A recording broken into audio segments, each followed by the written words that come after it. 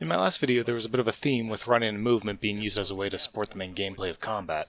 So now I'm going to talk about a game where movement is the main gameplay. And the combat, well, we'll get to that. The original Mirror's Edge is one of my favorite games, and it's something that I come back to every now and then, because its parkour system is unique even among games that offer similar experiences. I went back to re-record some missing footage. It should have taken me 10 minutes. Instead, I ended up playing for another 3 hours. The game is actually quite short. You can beat the story in an afternoon, but there are hidden collectibles and time trials that help add some meat on the bones. I don't think the campaign's short length is actually an issue. It keeps it from wearing out its welcome. It would be nice if it was a little longer, but it's fun to replay as it is, and the size makes completing it whenever you want to replay it a very reasonable task. There are 10 stages total, if we don't include the training area, with the goal of getting from start to finish as quickly as possible. One of the extra things that you can unlock is the soundtrack, which shows that the developers further split the levels into 3 distinct segments, each with a different design focus. Ambience tracks played during calm moments, usually uninterrupted running segments. Puzzle tracks played during parts of the level where proceeding isn't intuitive, and the goal is to figure out the way forward. Combat tracks play during combat. In case it needs to be said, the soundtrack is great. Still Alive still gives me chills every time I finish the game. Speaking of coming back to the game, after it's been a while, it takes me some time to get back into the flow of things. Thankfully, the tutorial area is as good of a refresher for everything you can do as it is for training a new player. One of the things I like most about this game is that there is no gate between the abilities you can use. Anything you can do at the end of the game, you can do at the start. The only thing that changes is your knowledge as a player. While you're still learning, you can rely on the runner vision to show you the way forward, even if it's not the most efficient route, but as you get more experience, you'll either play on hard and not have it, or blatantly disregard it on lower difficulties. I like how the runner vision turns useful objects red instead of being a hovering compass or a trail to follow. It trains you to look at the area the way the player character would, and when you turn it off on later playthroughs, you begin to find the shapes of objects standing out, leading to discovering more efficient paths. It does seem to favor slower ways to travel, like pipes and ladders, but looking around a little will usually let you ignore the suggestion. There are times when they can't be avoided, and they're usually there to either separate out sections or more likely to keep you from skipping combat entirely. The combat is okay. It's not great, and when I can avoid it, I will, but that's not always possible. Mirror's Edge is at its best when you're chaining moves together to cross the environment, going from running to wall run, quick turning into a wall climb, to jump off and keep moving. Combat has the same feeling as messing up your timing and stumbling awkwardly up a wall. The problem is that the only way to take out an enemy quickly is to get up close and disarm them. You have punches and kicks, but no combination on its own is enough to take out an enemy in armor. Even the wall run kick, your best attack, just sets up a disarm. The fastest and easiest disarm you can use without a setup is on the enemies with the pistols. Heavy weapons are easy to disarm, but are usually the most dangerous to get to. Once any of them are disarmed, you have the ability to use the gun you've taken. On the one hand, this does allow you to clear the arena quicker. On the other hand, it sort of changes the game from a fun first-person platformer to an average shooter. If the weapon you grabbed wasn't a pistol, then your movement is severely hampered. You'll trundle around the battle, unloading the gun into an enemy, then, since you can't reload, you'll drop what you're using to pick up their recently liberated gun, repeating from there until the room is clear. You can complete the game entirely without using guns, and it can make for a fun challenge run, but I wouldn't recommend it for a first-time playthrough. Melee combat puts you right up close to the enemies firing at you, and you can't take more than 2 shots, so you'll end up dying at least once while figuring out the best way to deal with the encounter. Even without being shot at, fighting is at least serviceable. Usually. There is one actual boss fight in the game. It's a good display of why there aren't more. Combat feels at its loosest here. You're still frail, but the boss isn't. You both move quickly, but you're given a small arena to fight on, and you're only going to use enough space to back away anyway. There's no clever way to use your environment, and the impacts of your hits are rather lackluster. It's just not satisfying. I don't think the boss fights are necessary. That's right, plural, as in more than one. Although calling them fights may be pushing it. There's a reason I use the phrase, one actual boss fight. Rope Burn is essentially a quick-time event. The final fight is a single jump. I think I get what they were going for? The game never takes control from you when you're an active participant, so you'll lose control while you talk to your sister or pass off a bag, but will immediately gain control again when it's time to start running. Even the lead-in for the first level was a recording of a developer actually running using the in-game mechanics to show off what you'll be doing in later levels. So obviously when it came to dealing with the antagonists that have been built up throughout the story, the player should have a direct input in their defeat. I think it would have been better to have the challenge be to get to the boss and then kick them off the building or some other environmental way to deal with them. You could say that the levels themselves do that, but since the bosses are separated to their own arena, that's not how it feels to play. The final encounter comes after a fairly intense shootout and ends very quickly. They probably didn't want to have the helicopter hang awkwardly in the air while you ran towards it. That's why there are people shooting at you from behind, to keep you moving, but I can't help but feel that there should have been something more. I wouldn't remove these encounters though, or the combat ones for that matter. They're good for climactic moments and putting pressure on the player to do things quickly. Being able to just move past them is great. It makes me feel like I got one over on them. There's only a handful of times when that's not possible, and the ones you can't are usually over quickly. Without them, the game would feel completely different. Instead of removing combat, I would rather have it tweaked so that movement was able to play more into it, without having to have a wall nearby. Maybe take more inspiration from a martial art like Aikido or Judo with an emphasis on dealing with enemies quickly and then moving on. Just something that can incorporate momentum, either yours or your enemies, into the combat. Another small complaint is that the mouse can be really hard to see in the main menu because it doesn't have an outline, and the white on white is never a good idea. And if you don't have an NVIDIA graphics card, you'll want to keep PhysX off. And, wait, what did I call this at the start? One of my favorite games? I feel like I'm not doing a good job explaining why. Ultimately, my complaints are very minor, since most of them center around the combat, and most of the combat can be skipped entirely. So why don't I back up to the start? The game opens up to a cutscene introducing us to the setting. You play Faith, a runner, someone who delivers information to the Resistance. A group you never see in the game, but that you know oppose the current authoritarian government. You get hints at more in some areas by the collectibles, but that's about as much explanation as you get, and it's all you really need. I know that some people don't care for the art style, but I like it. It can look odd when the characters face the camera directly. They really just needed to add outlines to the chins, honestly, but I like the separation between this is a cutscene, you can relax, versus this is just a break, keep your hands by the controls. After the cutscene, there's a training segment, where you'll follow fellow runner Celeste. The game will tell you the controls, Celeste will show you what the result should be, then you need to show that you understand it before you continue. After you've played through it once, you can skip it. If you remember the controls, it's not going to be as useful as just playing the game to get a refresher. Being stopped in your tracks each time Celeste needs to show you how to do something can get annoying, but is probably necessary to keep you from skipping parts of it accidentally. There's a lot of tools here to string together your movement, but the last thing I would want to do is to make the movement simpler. The movement is the defining aspect of the game. Each move you make is a conscious decision. You're constantly scanning the environment while on the move for the quickest path forward, and the most useful part of the environment to get you on that path. And the wall run, turn, jump combo is one of the most important combinations of moves for efficient travel. Sure, you could make that 2 button presses, or even 1, but you shouldn't. By having it separated, the wall run gives you the tools for gaining height or distance at almost any angle in front of you.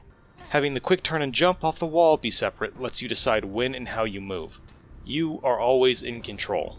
Of course, this all takes place within the bounds of what someone extremely skilled in parkour in real life might actually be able to accomplish. You don't attach to walls like a magnet. If you spend too long on a wall, you'll start to fall off of it. You can't handle large falls unless you roll into a break fall, and even then there's a limit. This even extends to the city. It's a future authoritarian dystopia, hiding behind a veneer of a clean polish. But it's not far future. There's nothing in the city that would stand out drastically from any other modern city. The future setting is there to justify the extent of the surveillance state more than anything. It gives the game a sense of being fairly grounded, which I appreciate. Besides, future sci-fi doors wouldn't be nearly as enjoyable to knock down. After the training is the prologue, which is the first actual level of the game. This sets the stakes of the game and gives you a view of how the levels are going to work. There's a short warm-up run that you can take at a casual pace. It's there to make sure you can orient yourself in the level. There's few, if any, objects in your way, and the ones that are there can be used to make this portion shorter. And then there's a puzzle segment, to get you thinking about the environment. The solution in this case is look up. It sounds simple, but getting players to look up is something game designers tear their hair out to achieve, and verticality is going to be important. The designer's solution was to introduce the hidden collectibles here. The runner glyph is used as a sign that you're close to a secret, which will cause the player to look around, and in this case find the path forward.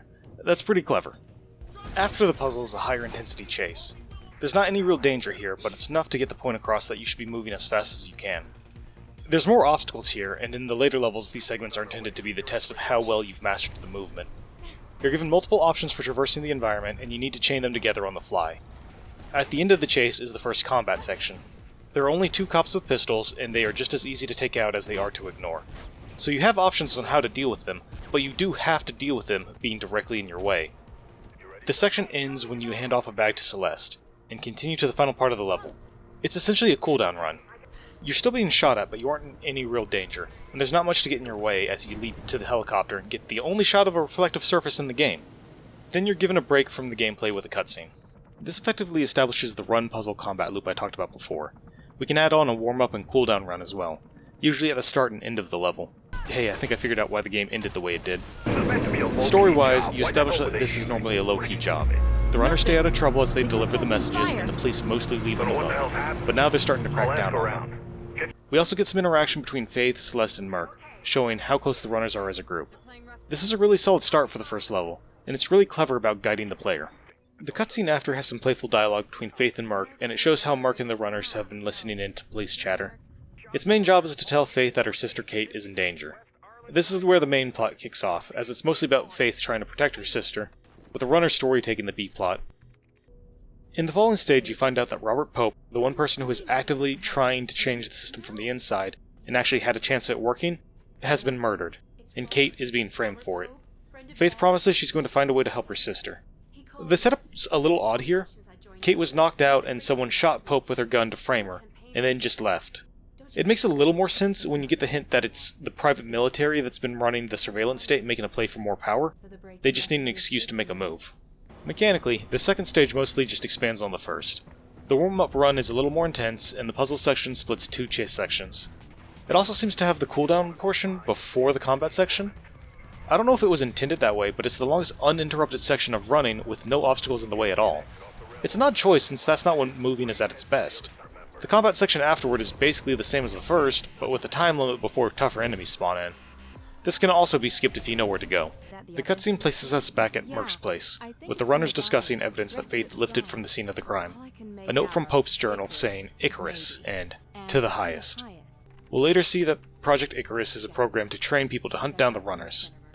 Pope was a friend of Faith's dad, so had ties to the protesters that eventually became the Resistance. He probably found out about Project Icarus and then used the break-in as a pretext to get in contact with Kate to try to warn the runners. Our runners need to find out more, and to Faith's disappointment, they decide to ask a former runner called Jackknife, which takes us into our third stage, appropriately named after the man himself. The stage itself introduces snipers, and how you'll need to deal with them. After the warm-up section, you're chased by a sniper on a helicopter. The goal is to move fast enough between the sides to be able to duck into cover to break line of sight while you're swiftly moving forward. It's showing you how to dodge sniper fire later in the game, when snipers will just be part of the environment. There's a small test in the requisite absurdly spacious sewer. You start at the bottom and work your way to the top, and these are always the best segments. At the top, snipers will spawn in, allowing you to get up close to deal with the first. You can take out the others, but unless you're going for the bag in the level, it's almost an inconvenience. They don't even try to aim at you. When you get out of the sewers, you have a combat encounter waiting for you. It is possible to skip this one too, but you're not likely to know how your first time going through the level. You're surrounded by shotgun-wielding cops, but shotguns are easy to disarm, and you have plenty of terrain around you to use as cover to take out the enemies one by one. It's the real start to the escalation of the threat the runners are facing, tied into the gameplay by the escalation of the threat of the combat sections. The level ends with the chase against Jackknife. For once, you're not the one being chased, but mechanically the point is the same. Run quickly and smoothly, and don't take too long. There's even a cooldown after. At the end of the level, you get a conversation with Jackknife, which establishes where you need to go, and just why Faith doesn't like him. Between levels, you get a scene that introduces Lieutenant Miller, Kate's friend on the force. The characters are on edge, but agree to a tentative truce for the sake of helping Kate and clearing her name. Faith pulls a Batman and leaves when Miller's not looking. That's always fun. There's not much to this scene, it's just a character introduction and aligns the goals of both characters. It does its job. The next level begins by pointing towards our next objective.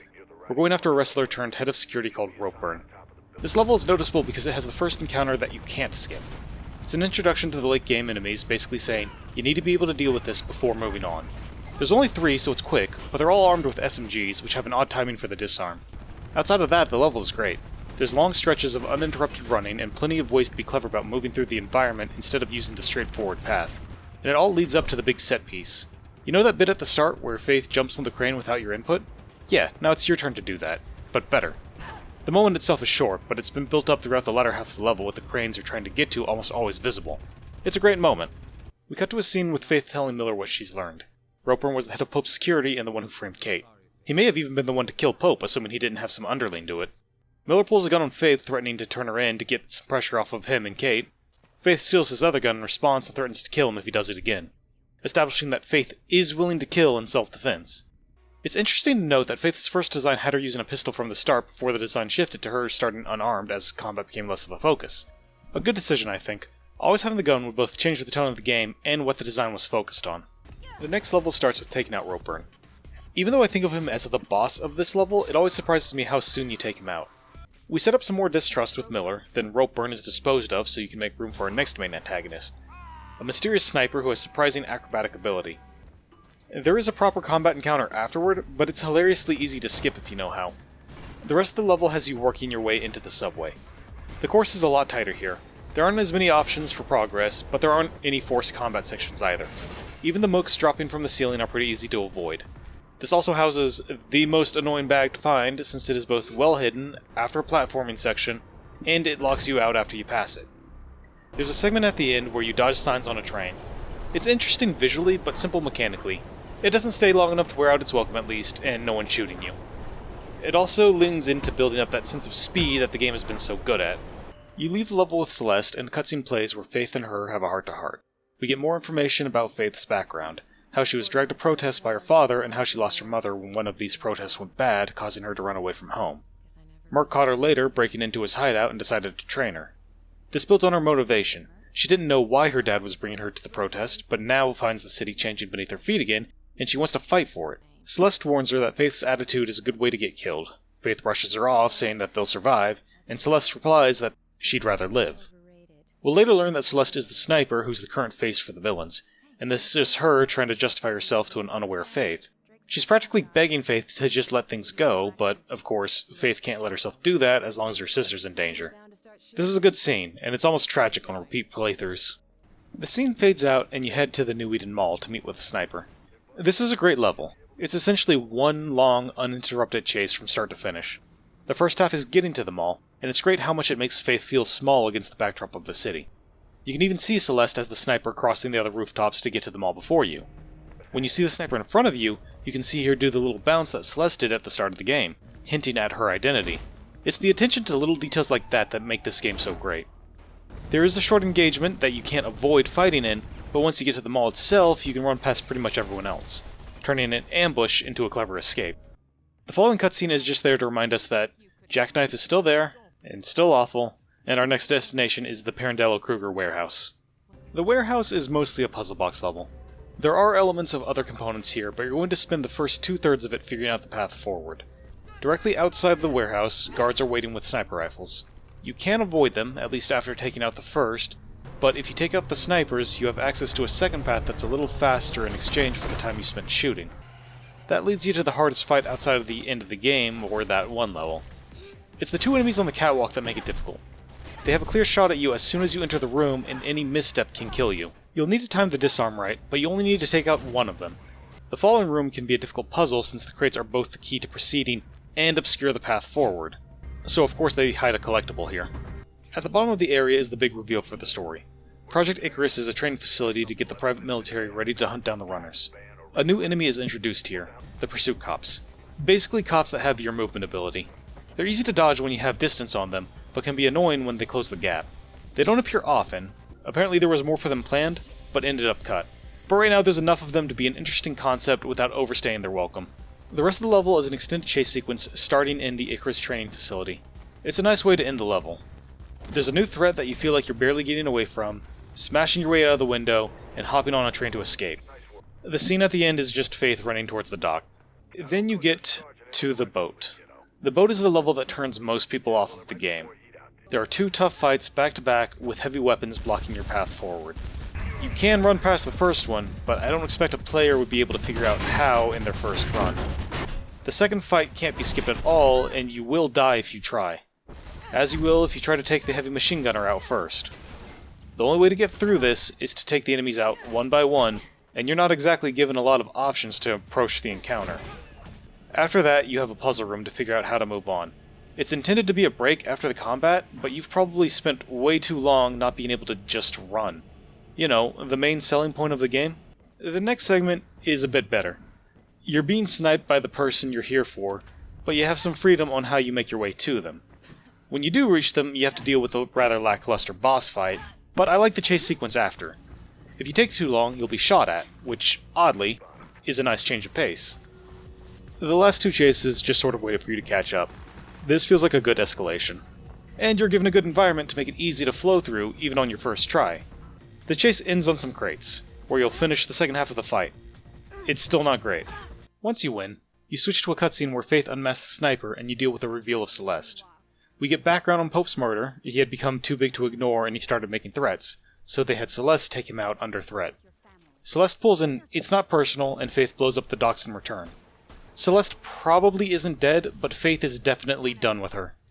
You find out that Kate has been tried and the next level is trying to break her out of the convoy before she gets to jail, established as basically an execution earlier.